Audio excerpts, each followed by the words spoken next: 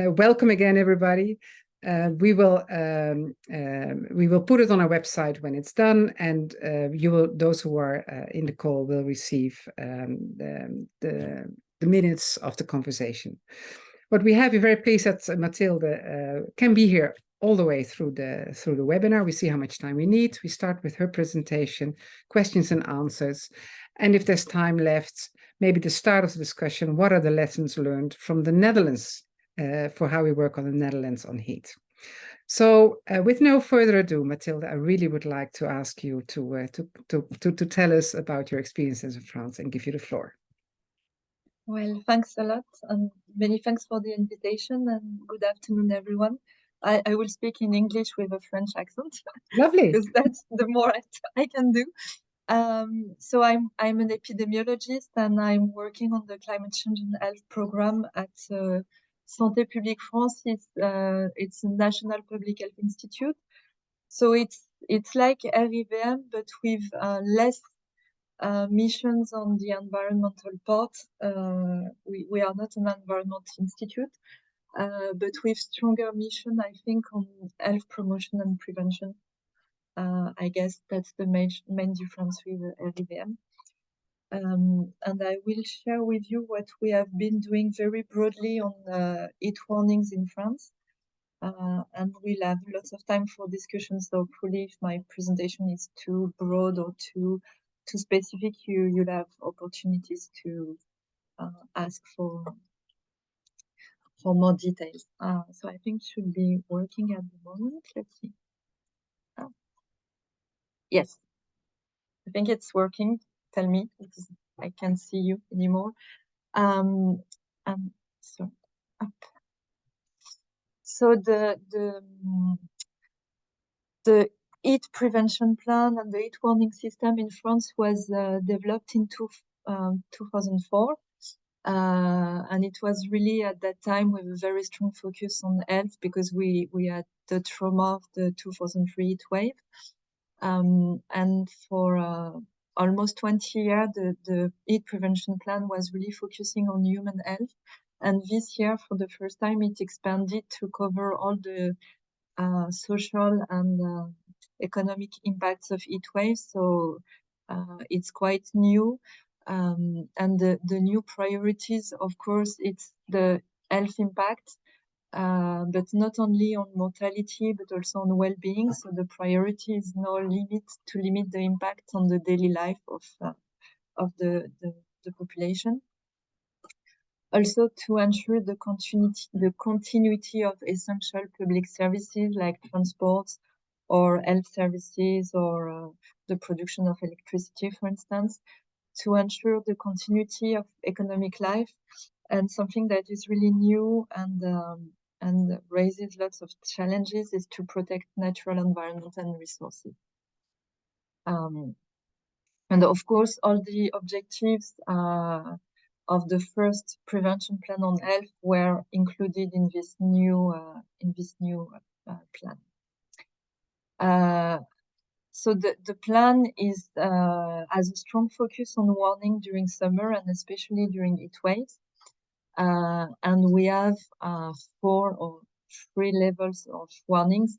One level is green, is summer without heat wave. So it's not really a level. Then we have the graduating levels from yellow to red. And each situation corresponds to a different meteorological situation, corresponds also to different actions. And the idea behind is that the size of the vulnerable population will grow from a yellow to a red level. So we consider that a yellow heat wave is a kind of small or moderate heat wave. It's not so long, usually less than 2 days. The temperatures are not so intense, but still it's not usual summer temperature. And during yellow warnings, the focus will be really for very vulnerable population that would be vulnerable because of their individual susceptibility like age or frailties from the health point of view, or difficulty to manage exposure to it. And during an orange situation, then, oh, I'm sorry, I have a cat also with me. Oh, sorry, that's the joy of remote presentation. An orange situation, it's really a heat wave. So it's something that lasts at least 3 days with temperatures that are really high relatively to the background climate. And in that case, there is the same measures as in yellow, so lots of communication, but also specific actions that can be taken like in hospitals or in nursing homes, for example. And during an orange situation, of course, we have all the vulnerable population that is at risk, but also all the people that can be overexposed to it because of physical activity, because of the urban heat island, and so on. And the final level, it's a red level, so it's an heat wave that is so severe that we consider that the totality of the population is at risk, and that the measures really need to be reinforced, including cancelling of events, cancelling of school exams, for instance, modification of working hours, and things like that. And just to give you a vision of the thresholds, so the thresholds depends on the location. So in the south of France, the thresholds are higher, and in the north of France, they are slightly lower. So here you have the minimum and maximum threshold. So in blue, it's the minimum, and in brown, it's the maximum. And you see, for instance, that in the south of France, the minimum thresholds are really high compared to the north of France. And this is really to account for the background climate. And something that is very important to keep in mind is that these thresholds, they really correspond to a risk of a very large increase in mortality. So the warning thresholds, they are not thresholds of risk, absence of risk and presence of risk. It's really a risk that is so high that specific actions need to be coordinated. But we know and we observe impacts well below the warning thresholds. And this is something very important because for most of the people, and including most of the decision makers, the warnings are seen as a no risk situation, and it's more like a low risk, high risk situation. So this is an illustration of that in this graph. You have on the x-axis, you have the percentiles of temperature. So higher value means warmer temperatures, and especially temperatures that are very, very unusual compared to the local climate. And on the y-axis, you have the mortality risk. So you see that we have this strong non-linear increase in the mortality risk when we go up to higher temperature. And you see, I try to represent the level, and you see that even the yellow level already occurs with an already high mortality risk. So we have a large part of the heat-related impacts that are associated with temperatures below thresholds. And this is really, it's logical if you think of adaptation to climate change. You cannot, because another strategy would have been to put the warnings, to start the warnings as soon as the mortality risk exceeds 1. But then you could have yellow warning half of the summer and orange warning 1/3 of the summer, and so on. And then you can have warning fatigue. So the idea is to have very strong, very focused actions on very extreme situations. And then for the less extreme heat, to have more structural adaptation and actions that do not require warnings to be implemented. And of course, the reason why we are doing all this and what we want to avoid, especially with the red warning, it's what happened in 2003. So I don't know how familiar you are with that story, and also I don't know how it was in the Netherlands in 2003. But in France, it was really catastrophic. We had more than 15,000 excess deaths in less than 15 days. So it's like a warlike time situation in terms of mortality. And you see in the graph, you see the bar in the black bar, they show the daily mortality in Paris during August 2003. So you see this very strong increase in mortality, and also you see the very rapid decrease once the temperatures were decreasing. And of course, the impact was terrible in France, but we know today that in Europe, it was more than 60,000 excess deaths, and that the impacts in Italy or in Spain were as large as in France. And this map that you have here is a simulation of the red and orange level that would have been activated if our system had existed in 2003. So you can see that this is like almost half of the country in red for several days. And this situation has never been observed since 2000, since the start of the heat warning system in 2004. So what we know is that, again, the majority of the heat related mortality occurs outside of heat waves. So in the last 7 years, we had more than 30,000 deaths attributable to it in France, and about 1/3 that were during a heat wave. So again, actions during heat warnings are essential, but systemic adaptation is also essential. And the adaptation to it should really be designed as a continuity and as a complementarity between one alert and non-alert situation.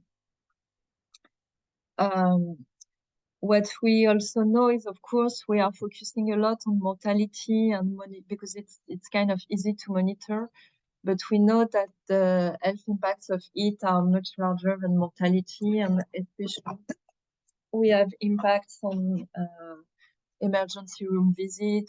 There are impacts on pregnancies, and so we are monitoring especially emergency room visits.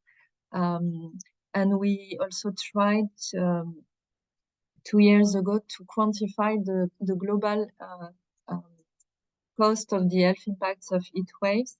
And we estimated that between 2015 and 2019, the heat wave costed more than 21 billion euros. And of course, the majority of the cost was mortality, but also restricted activity, because one consequences of the red warnings is that activities are cancelled, but also just people can be too tired, or activities can become too dangerous. So there is a strong changes in all the behaviors in the population. So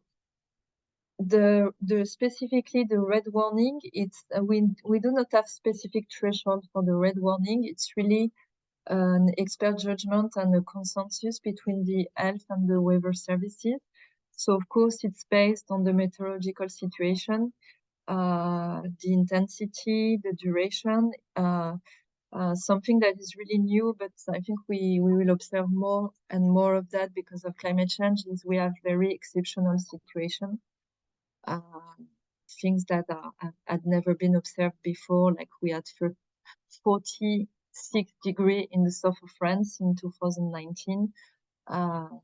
And we also use information from the daily monitoring of the health, the emergency room visits, mortality, for a very long heat wave, and so it's a consensus, because again we do not want to have too many red levels, because we do not want to have this fatigue and this resulting in a lowering of the actions during heat wave, and we do not want the red level to bypass the orange level. So we want to keep this graduation, and we want to keep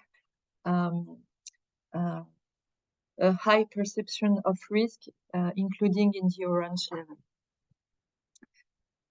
So maybe this is not so relevant or interesting for you, but it's just to tell you that we have a daily monitoring of specific health indicators during heat waves, and we are providing weekly, of course, daily reporting for the authorities, and weekly public report to increase awareness on the risk and impacts.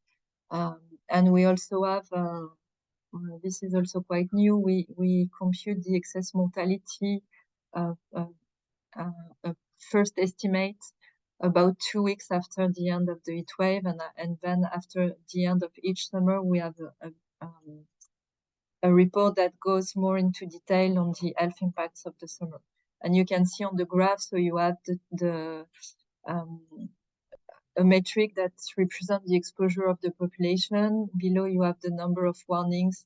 For instance, this is in 2022, so you see that we had 4 different heat waves last year, and 2 of them with the red levels.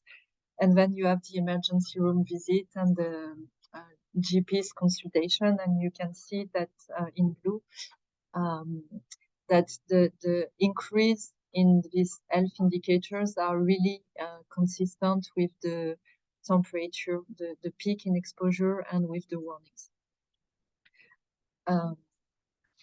So in terms of communication, because my agency is more responsible for the planning of communication, but then most of the actions will be done by the local municipalities and communities.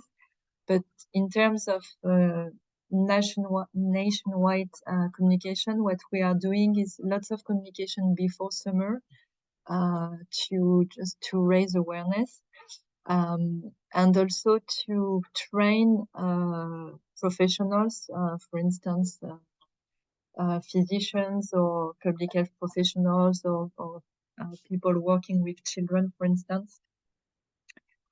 And then during summer, we have specific communication that will be more targeted on elderly people and on people with chronic diseases. So this, for instance, will be based on will be organized through healthcare facilities.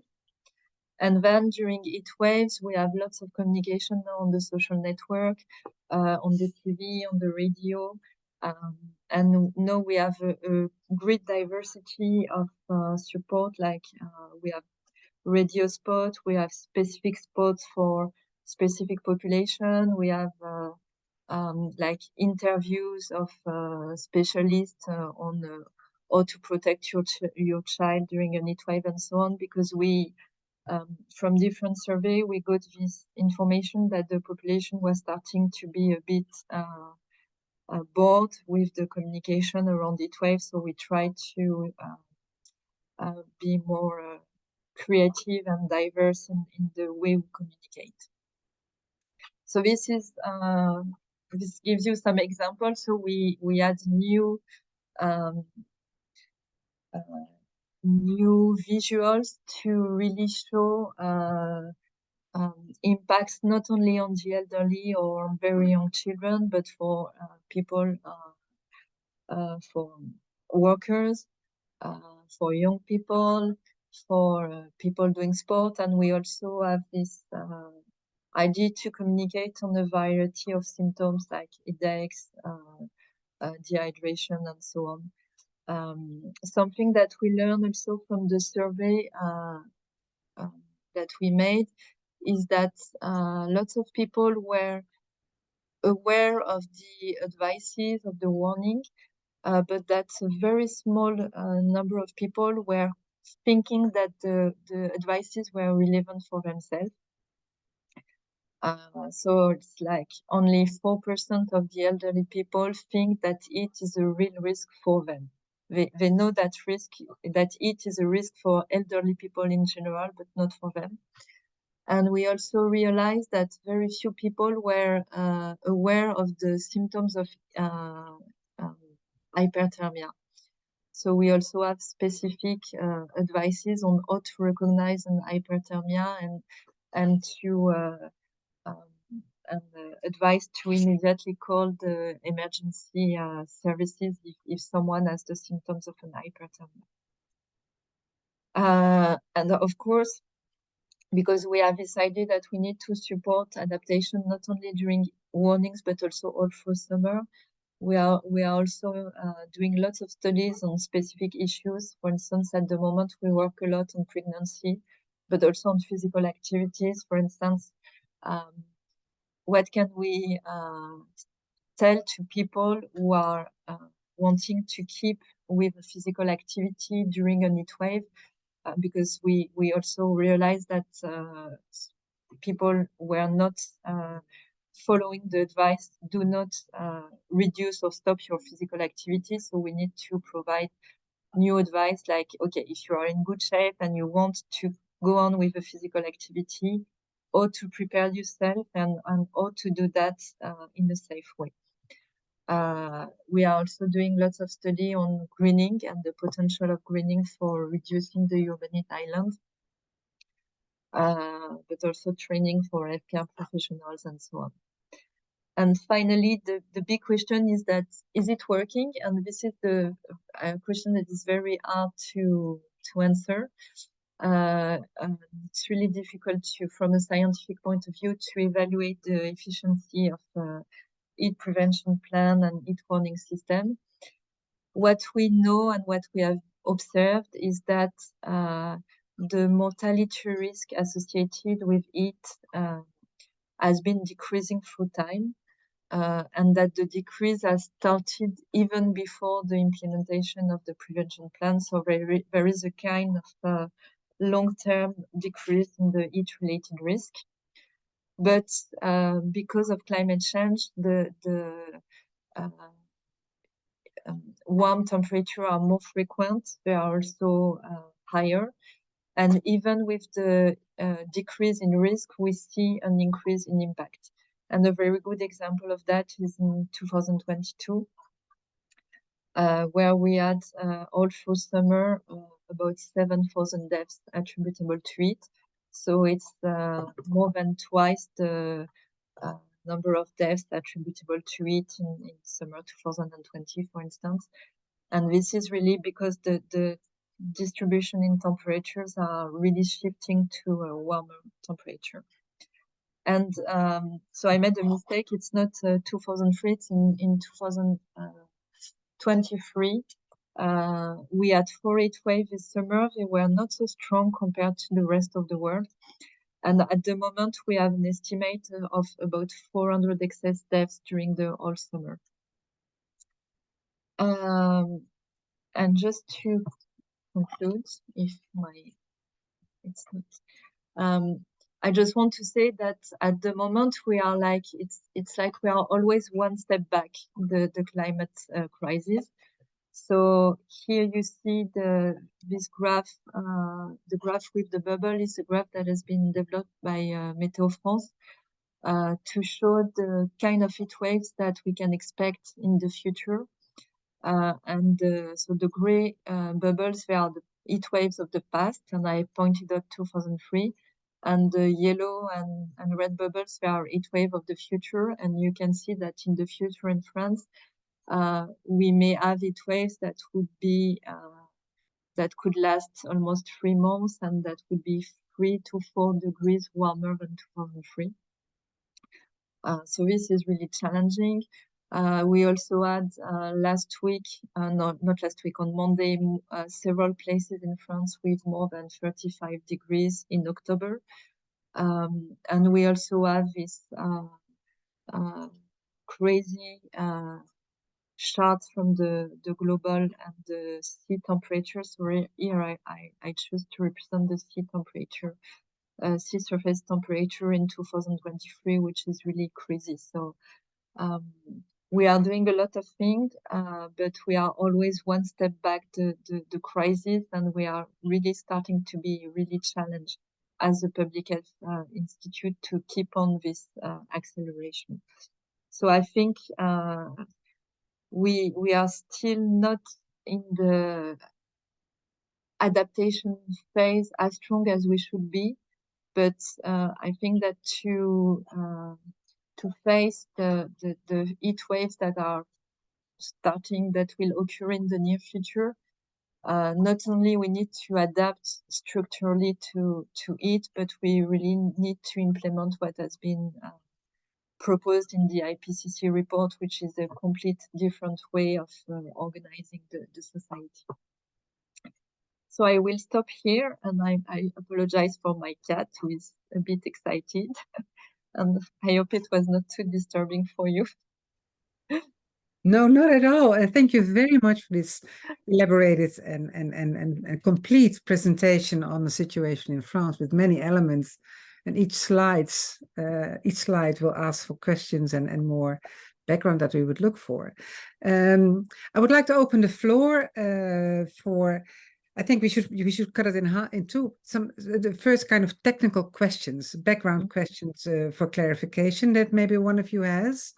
To Mathilde, please raise your hand or put it in the chat so we can bring them forward to Mathilde, and then in the second half we can have more discussions on what are the similar lines between the Netherlands and France, or what we would like to know more from to learn in a Dutch context. Who would like to ask a question? Then Jeanne Goossen. Yeah. From the maybe Yes. you can introduce yourself when Yes. you raise a question. I'm Jeanne Goossen, and I work as a health advisor in the municipality of Utrecht. I've got a guest with me. He's coming from Berlin, actually. Excellent, welcome. Yes. So I asked him to join in. Thank you for the interesting presentation. I just saw somewhere in one slide you were talking about register of that you have a registry where vulnerable people can register. And I was wondering, how is that a voluntary service, and do a lot of people use it? And what do you do, or what's the consequence if you enlist? Yeah, the idea is that each municipality needs to have a register where people can declare themselves as vulnerable. And in that case, they during an heat wave, the health services of the municipality will try to call them regularly or to organize visits, to keep a social contact with the person and to see if they need specific help. It's not really working because what has been identified as a major issue by the people responsible for those registries is first that the people who are registered may not be the most vulnerable. There is a bias because it's you have to declare yourself. So the people who are really isolated or with very strong, with a low socioeconomic status or with very bad health condition, they are not so. They usually are not doing this. They are not declaring themselves. And another problem that was also identified is that there is again this bias that the people who are on the registries, they are not so isolated. So during heat waves, they may just go to in their family and not without giving the information to the municipality. So the municipality will waste a lot of time trying to phone them, and then to visit them because they are not answering the phone, and then to try to see what happened. And it's just because the people are not here. They have moved somewhere else to protect themselves for the heat wave, or they are just on holidays. So it's not really working. Actually, it was identified as really helpful during the COVID-19 crisis, because the registries were implemented since 2004. So some municipalities used them during the COVID-19 just to keep contact with people. And some municipalities are thinking of having wider registries of reorganizing or redeveloping this idea. But no, at the moment it's yeah. There is this very strong bias that very vulnerable people are not in the register. Thank you. Thank you. Thank you. Yeah, it's one of the key issues also in the Netherlands, how to come as close as possible to people most at risk, who are often in social isolation. So it's good to continue the conversation maybe at another time on this specific topic. I see also a question in the chat from Else van Lange. Else, maybe you'd like to raise it verbally and say who you are. Yes, of course. I am Else van Langen. I'm working as a policy officer at the Ministry of Infrastructure and Water Management on climate adaptation. I just raised my question about, you talked about different indicators, such as hospitalization. And I was just wondering, in the Netherlands, we are struggling to find concrete policy goals on adaptation and specifically heat. I would like to work on that as well. Does France have any specific policy goals on adaptation? Could you maybe elaborate on that? You mean like saying we want to avoid 30% of heat-related mortality? No. Something like this, exactly. No. Yeah, no. Yeah. Okay. So, and how many indicators, like you gave some indicators, but how many are there in total, or? The indicators that we use, they are really to support decision-making during warnings. So they are not, of course, they can be used to give indication on the efficiency or to set targets, but they are really, I mean, yeah, the main objective is really to support decision-making. So we have the mortality, which is, I think it's a very good indicator, but the only problem with mortality is that when people are dead, it's already too late. So for decision-making, it's very tricky to use. And for, we have in France a system of syndromic surveillance, so we are collecting daily the data from several hundreds of hospitals in France, and SOS Médecins, it's like emergency GP's consultation. So we have access to this data on a daily basis, and from this we can look at virtually everything, because all the causes of visits, age, sex, and so on are recorded. So here the challenge is not to be overwhelmed by too many information. So usually what we do is that we look at very specific heat-related causes, like hyperthermia, dehydration, because it's really like if we see a very large increase in hyperthermia in young people, it's a really strong insight that something is really going wrong.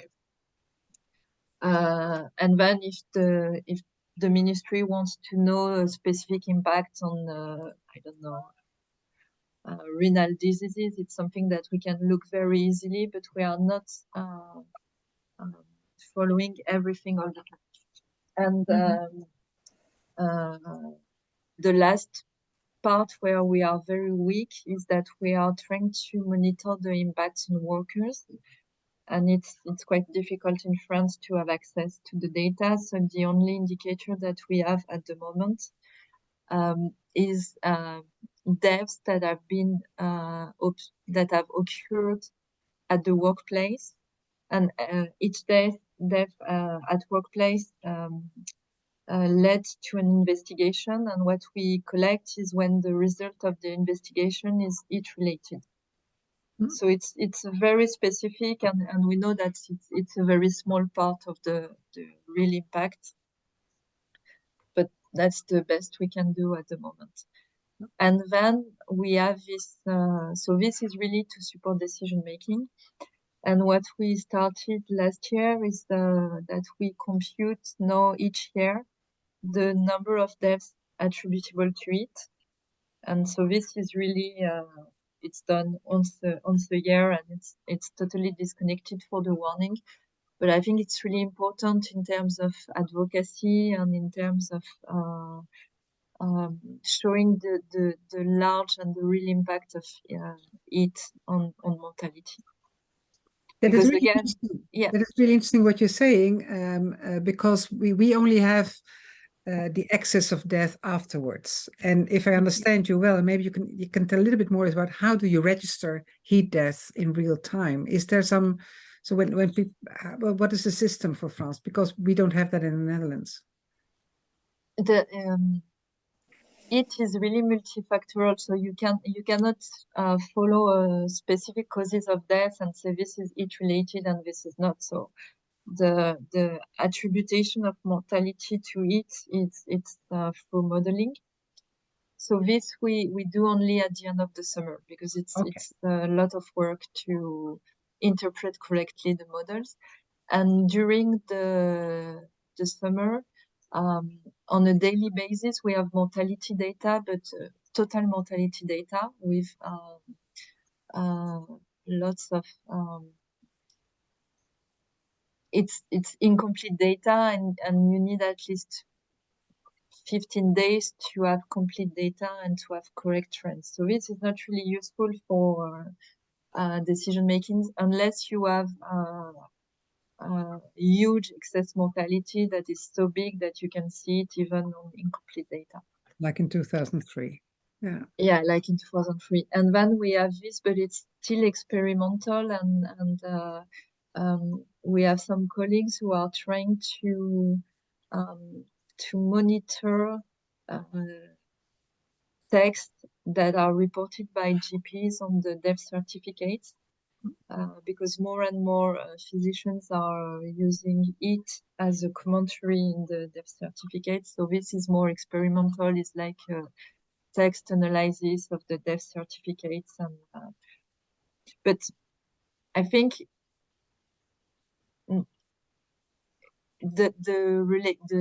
the link between temperature and mortality, or temperature and morbidity, is so strong that if you have the information on temperature, it's enough to know that something will happen in the population.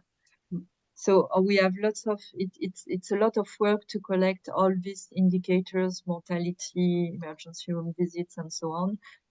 But their real added value to the decision making is really small, and in 99% of the time, the same decision would have been taken only with the temperature data. Clear. So I think that's important, not to if you only have the temperature data and you don't have so many health data, well, you have everything that you need, in fact. Clear. Other questions to Mathilde on the presentation? Well, while you think about it, I have one. I noticed when you have the different codes for yellow, orange, and red, there was no number in temperatures related to it, which we do have in the Netherlands. Why is that in France? Why don't you have, say, 3 days more than 32 degrees, we announce code yellow or similar? Yeah, we have numbers for the orange level, so it's 3 days above the thresholds. But what is the threshold then? Sorry? What is the threshold then? The thresholds, I'll show you the slide again. So here they are. It's this one. So you need to have at the same time the minimal and maximal temperature thresholds. Okay. And you see for the minimal temperatures, it varies between, I think the lowest is 17 degrees and the highest is 24. I think here in Marseille, I think it's 24. And for maximum temperature, it's from 31 to 36 degrees, depending on the location. And that is for which code? Or that's for orange. Orange, okay. So you need to have this, like for instance, in Paris, you need to have the minimum temperature above 21 degrees during 3 days, and the maximum temperature above 31 degrees during 3 days. And this is the temperature during 24 hours or the peak temperature?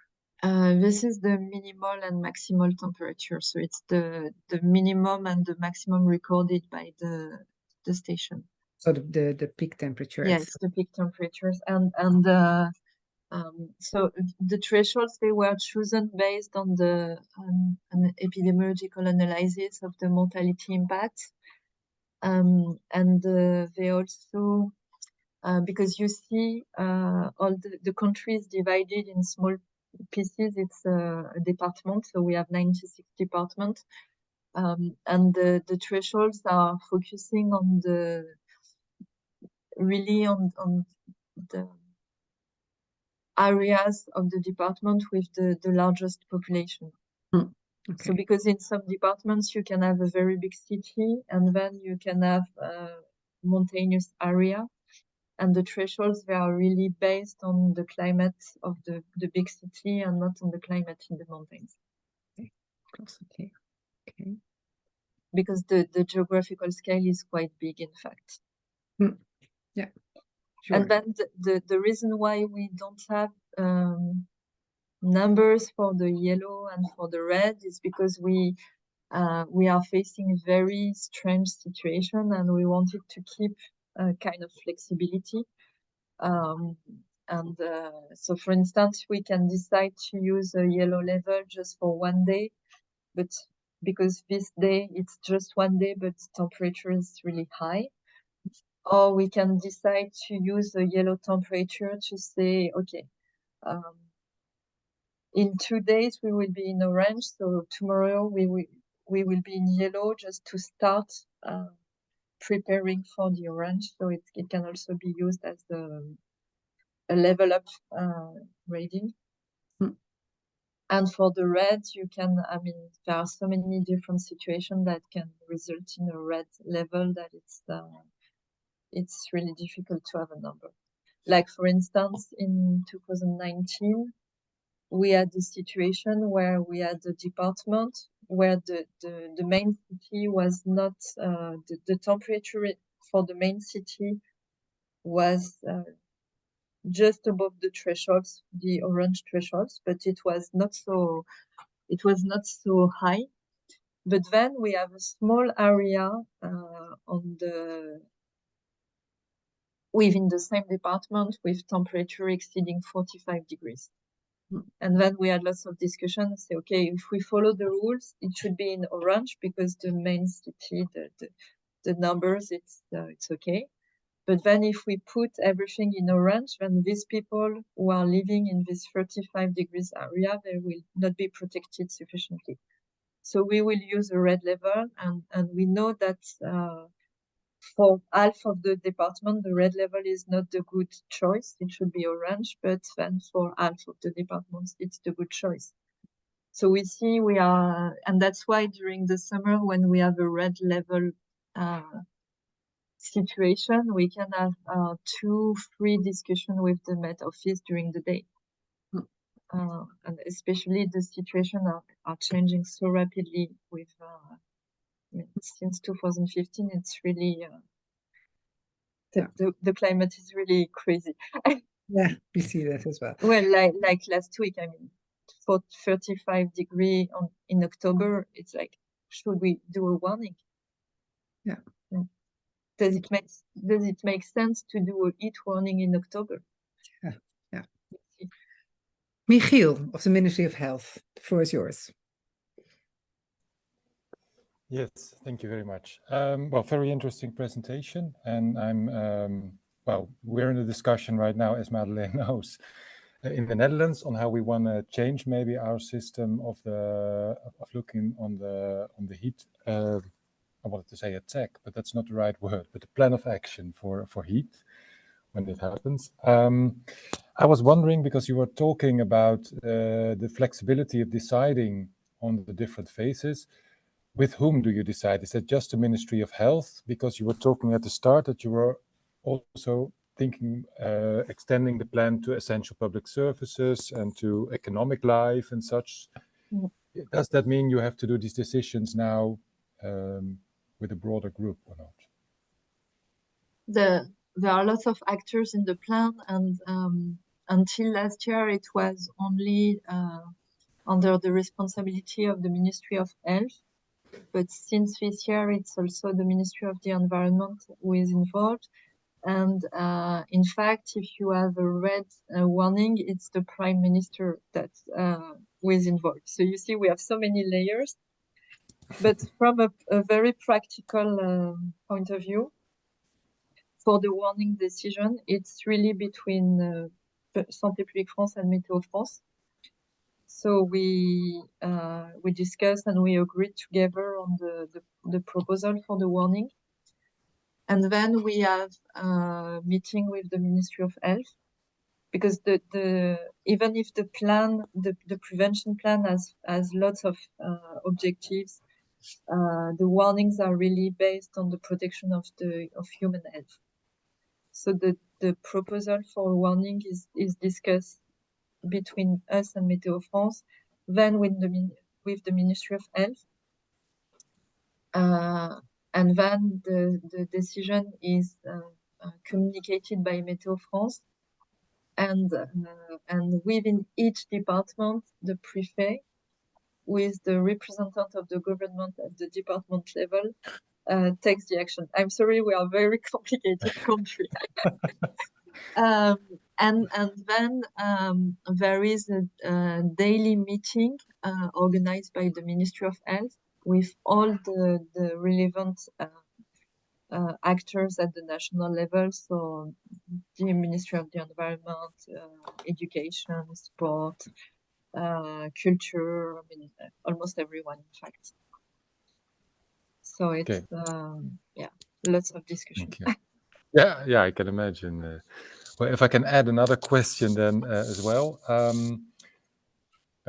Earlier we talked also to the UK about their plans for heat, and they were talking about what they call the nanny state, which is in Dutch we call it betutteling. The fact that a lot of people don't like to think about heat as a problem, and you were talking that only 4% of people thought they themselves were maybe vulnerable for heat. How do you deal with that sort of, or do you deal with it?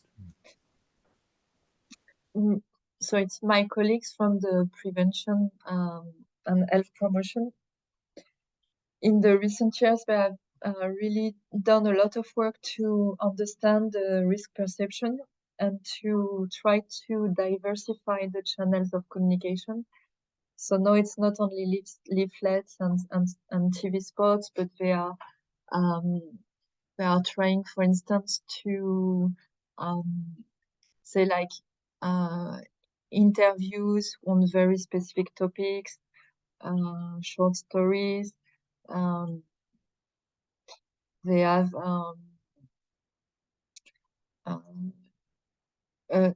in a survey they made, I think 2-3 years ago, they asked it was a qualitative survey where they asked people their perception and their experience during heat waves, and they collected lots of information of people who were worried about their animals or their pets and not about themselves. So they are also trying to use take care of your pets and take care of everyone. So yeah, it's more like trying to diversify communication. And also what we are doing also, and this is really just starting, is that I think lots of efforts have been done on changing the individual behaviors of the people, but now we also need to have more structural changes. And for instance, for workers, I mean, it's not only the individual workers who need to protect themselves, it's also the work organization that has to change, and all the tools for occupational health prevention that needs to really include it as a strong risk factor. Thank you. One of the issues we deal with in the Netherlands is that heat is never a priority for the health sector because there are so many other priorities when it comes to aging, pressure on the budgets. How do you deal with that in France? That heat is not seen as a major risk because other health issues are so big.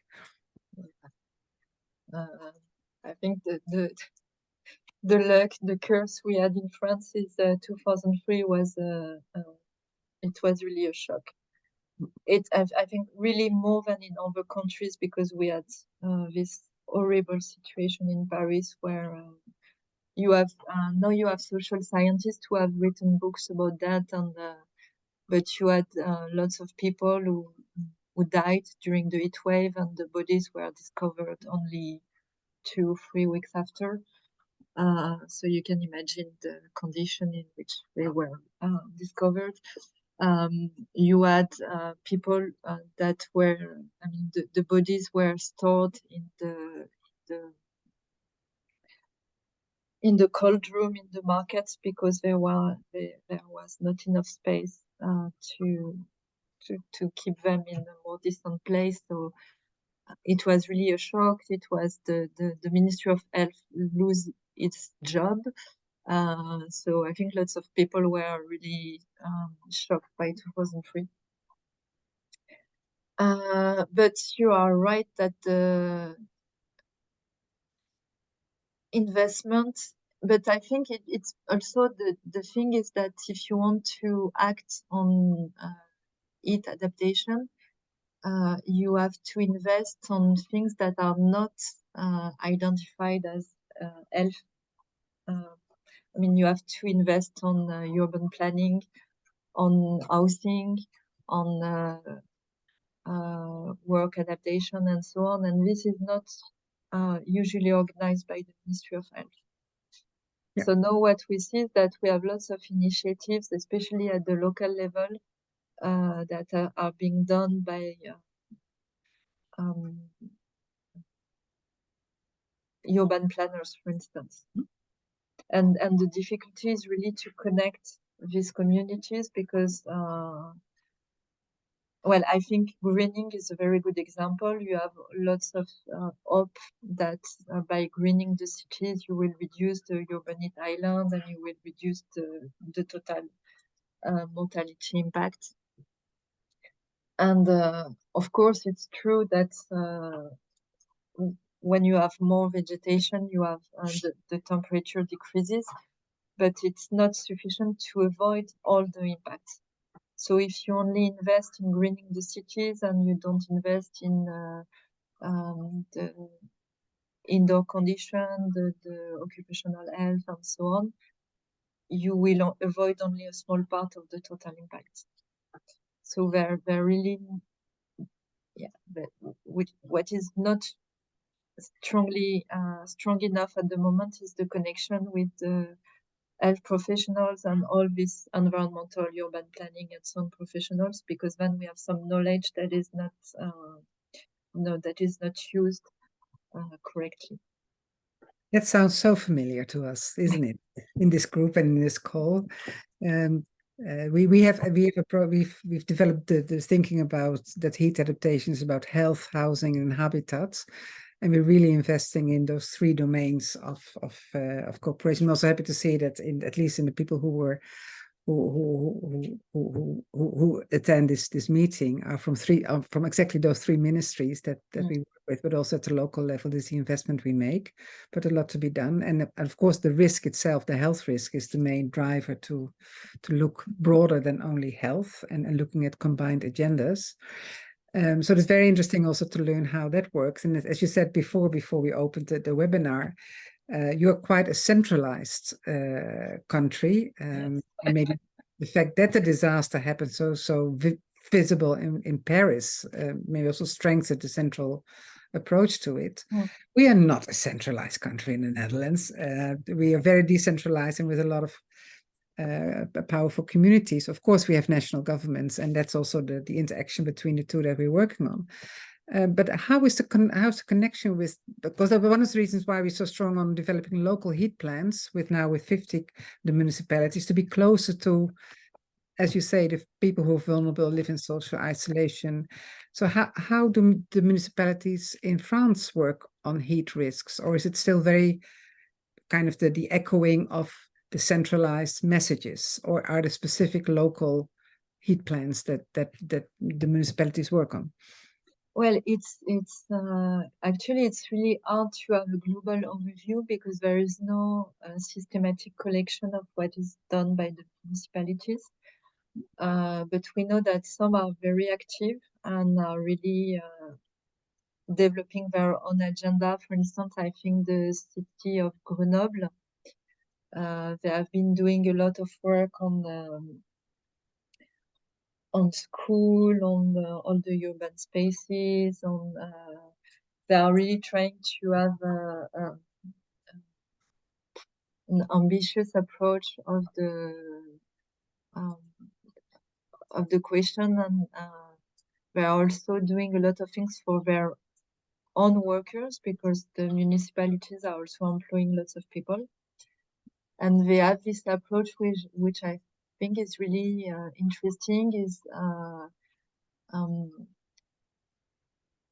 we really need to change things for during heat wave. For instance, maybe we will close the libraries during the day because they are too warm, but then we will open the libraries during the night. And it can be nice for students, for instance, who need to go to the library.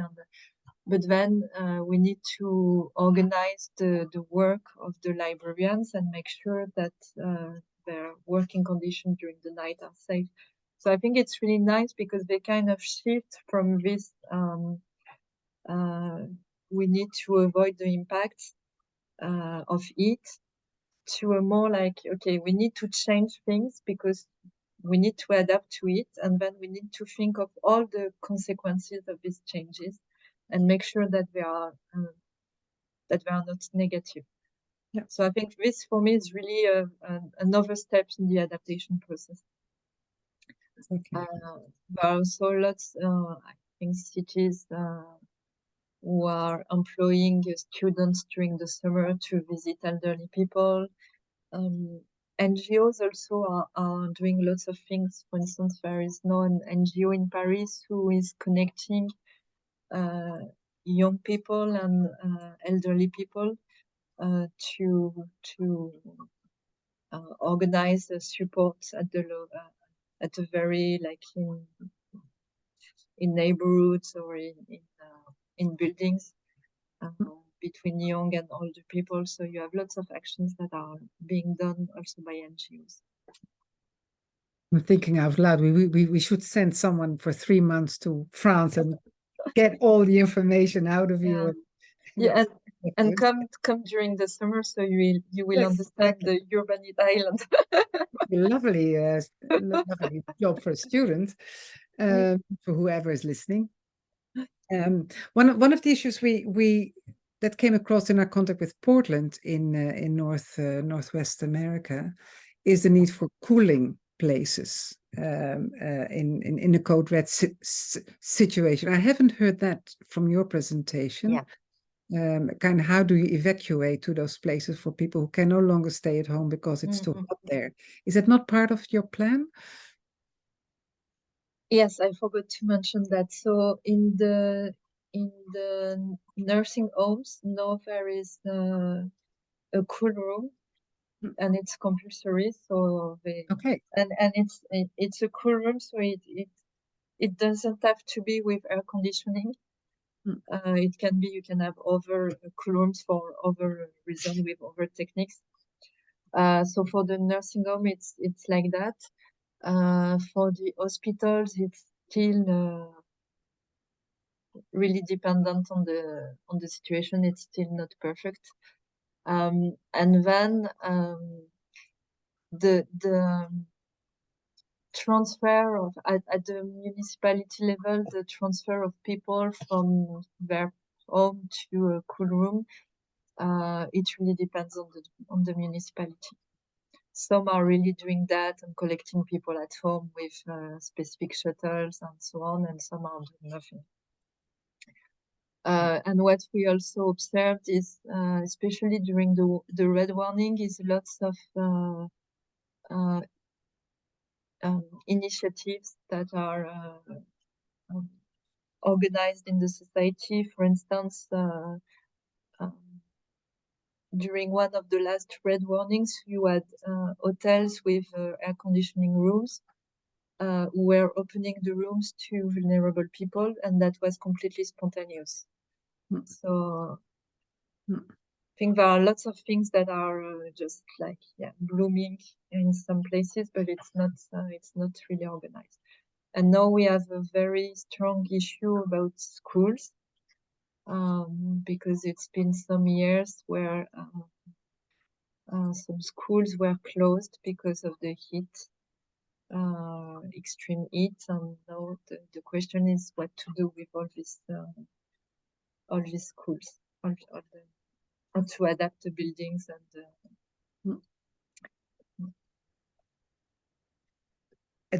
to adapt the buildings when school is still open, so students can be fine there, but in August when schools are closed, they can also be a shelter. Yeah.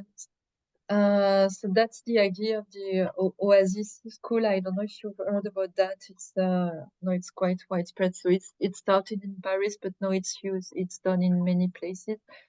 The idea is to green the school yard, and to open the school to when the school is not used as a school, to use it as a place for sheltering or for local activities and so on. Yeah, so not only heat related, but then during a heat wave, you can have this additional purpose. Or it's the same. I know that in Paris there is a cooling. There is a company with cooling building with the water from the sun, and so they have facilities that are really cold because it's their process, and they were considering to open this to the public during heat waves to provide a very cold space freely to people. So I see a question from Hanna Tulemans. Can you present yourself? Yes, hi, thank you. My name is Hanna. I work for Platform 31, which is like a knowledge institution in the Netherlands. And I have a question about those like adaptation measures on buildings or in streets, greening streets, for example. Does France have any national policy goals for those kind of measures? If you know. No, there may be. I'm not sure. Maybe because we are at the moment preparing the third adaptation plan, national adaptation plan. I think the second adaptation plan there was no quantified objectives, but maybe in the third there will be. I'm not sure. Yeah. Thank you. Anyone else? Now is the opportunity. Because we thought we'd take 1.5 hours, but we're not obliged to do this. And I think we really touched many issues in our conversation and in your presentation, and it longs for more in-depth, but we don't need to do that in-depth right now. But we see Of course, we will circulate the presentation and use it also for our own discussions. But any reflection, and I'm also looking a little bit at Michiel, from where we stand in the Netherlands, because the aim of this topic is, what are the lessons learned from France? I can see a few. You too? Certainly. Well, as some of you may know, that we're already thinking about an evaluation of the way we do it nationally right now, which is like the national heat plan that we have, which is mainly a warning plan and by which we warn a lot of the healthcare sector people and a lot of organizations doing public health in the Netherlands. And we're thinking about the connection with the local heat plans, and then thinking about different scenarios, because right now the Netherlands is not known for being a very hot country, and so our heat plans are not prepared for extreme heat situations. But we are thinking about that now. What do we need to do? What are realistic scenarios? What aren't? And what should we do about that? And I think there's a lot of discussions that we immediately fall into, like what kind of data do you need to make decisions? And I've heard you talk about that. And that's one of the discussions we want to think about as well. What kind of data do we want to collect? Can we collect? And what's necessary? What can we do with them? But we also, right now, as Madeleine was telling you, we actually only have 2 weeks after a heat wave. We know more or less how many extra deaths there have been. And that's not a figure which you can make policies on, which you can make decisions on during a heat wave. So that's something that we are looking into. So that I thought was very interesting to start with. And then there's a lot of similarities, like the difficulties with people not thinking themselves vulnerable, which is something that we recognize. We've been looking into what can general practitioners do about that. Do they have a good list of people that we need to protect during heat waves or not? And what can they do about that? That sort of questions are we looking into, because it is quite difficult, I think. And I think for a lot of the municipalities here present as well, these questions are similar, that what can you do exactly? How can you reach people during such a situation? And can you offer like a cooling place, as Madeleine was telling? Is that something that we can organize relatively easy, or isn't it? And then the larger question, I hope I'm not just going everywhere with this discussion, but the larger question is the adaptation, really, because what we're talking about now is mainly a sort of crisis plan during a heat wave. What can we do to protect people? But what can we do to build better houses, to build better neighborhoods that can withstand more of the heat? And the discussion I would like to start as well is what we call heat capabilities of people, something like that. Is what do people know already before we even start public communications about the heat wave? Do people know more after a few heat waves? Do they understand more? Do they know more for themselves, that sporting at the midst of the day is difficult, that how to use sun blockage, that sort of thing? Do people get more knowledgeable over the years if climate change is taking place, and so that the crisis plan is less necessary maybe in the future? That's sort of the wish I have, maybe. It's something I would like to look into as well. Mathilde, So that would be... that's a good question. I think back to Mathilde is because you talked about warning fatigue, not to warn too often, hard to reach, but you also have figures, numbers on the effectiveness of the heat plans, that the mortality is going down. Are there any research done on this question? Do people know how to behave during heat? Yeah, I think the note, I can't remember the number, but a very high rate of the people know the advices, and especially the first advices, which is stay hydrated, and how to cool keep the windows closed during the day and open them during the night. And then if you go to more specific advices, like reduce physical activity, then the share of people who are aware of this advice is really going down.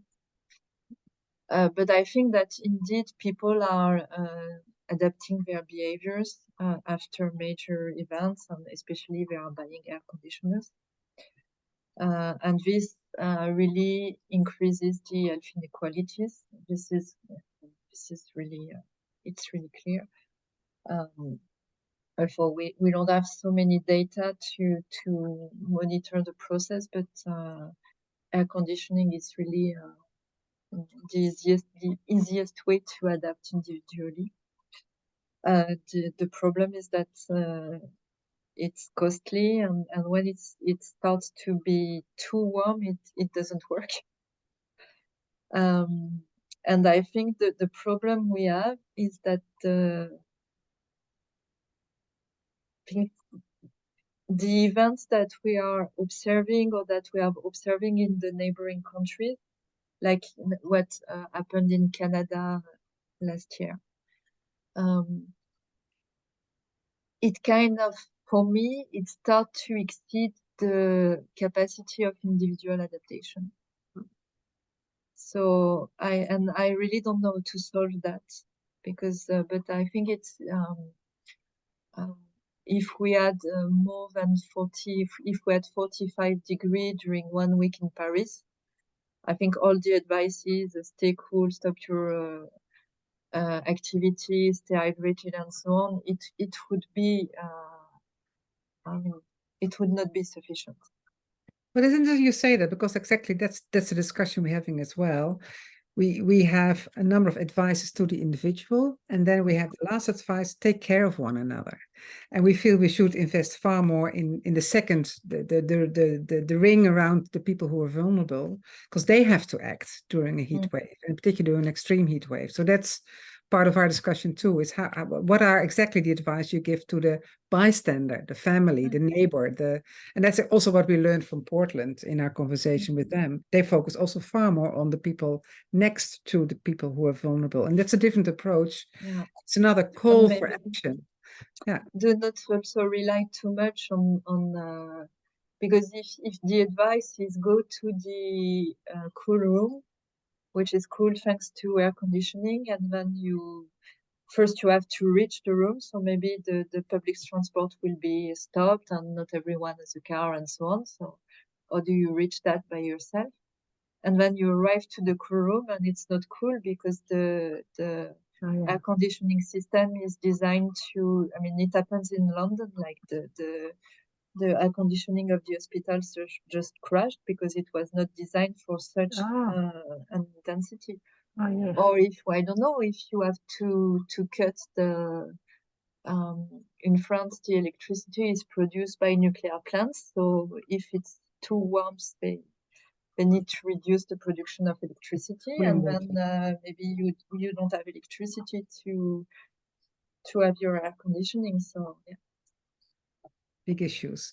Yeah. I see a hand from Jeanne Grootse, and maybe also from your German colleague, because I would be interested to hear from Berlin what your appreciation is of this discussion so far. Stefan. Yes, in Berlin we have what do we have in Berlin? Yeah, we have a union on the federal state level, which is working on it.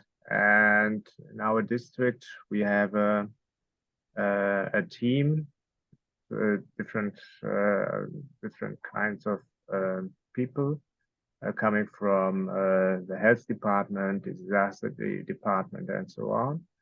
And yes, we have all the same problems we were talking about here. How can we reach the people? How can we strengthen neighborhood? And then we don't have money. So Be a summary.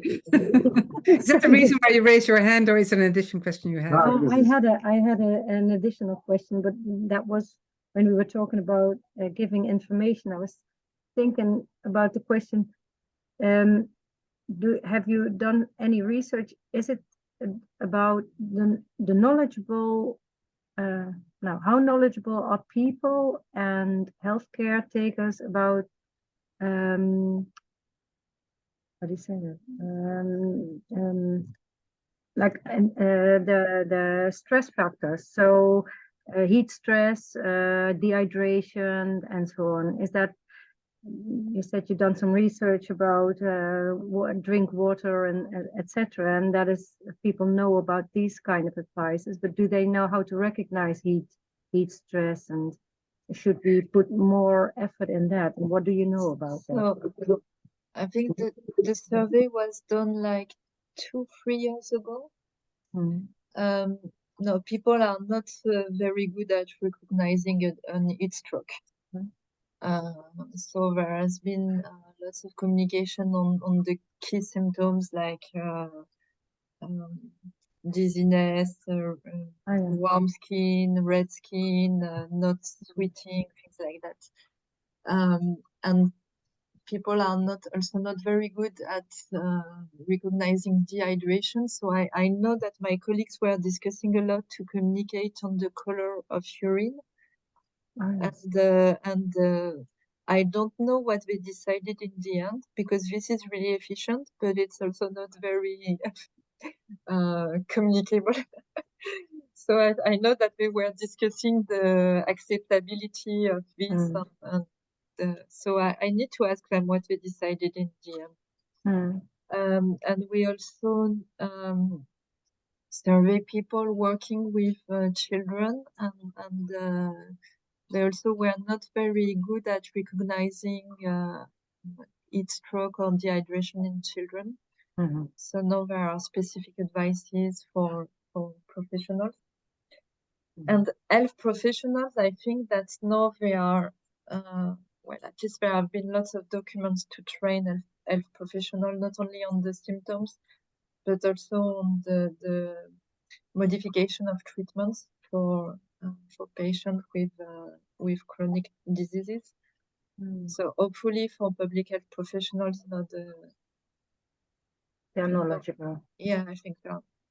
Okay. Well, I don't know, because we are not testing them, but we have lots of tools to train them, yes. Yes. And have you got training programs running in France for training, like daycare professionals on children or whatever? No, I'm not aware of training program. I'm more aware of leaflets, advices, and things like that. But there may be on the, maybe I'm not aware of that. Okay.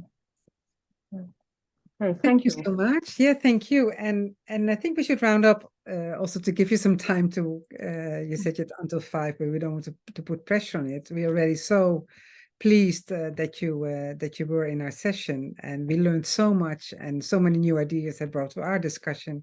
But hopefully also we can connect more through you and other contexts in Berlin and other places to work more at the European level on our coordinated approach towards this.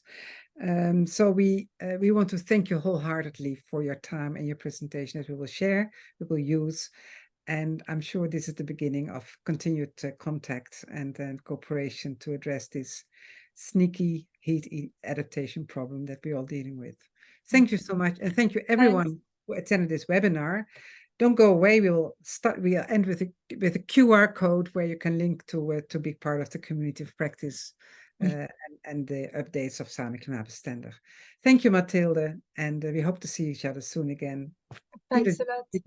And don't hesitate to contact me if you have any questions or comments or whatever. Thank you for the offer. Have a nice day. You too. Bye-bye.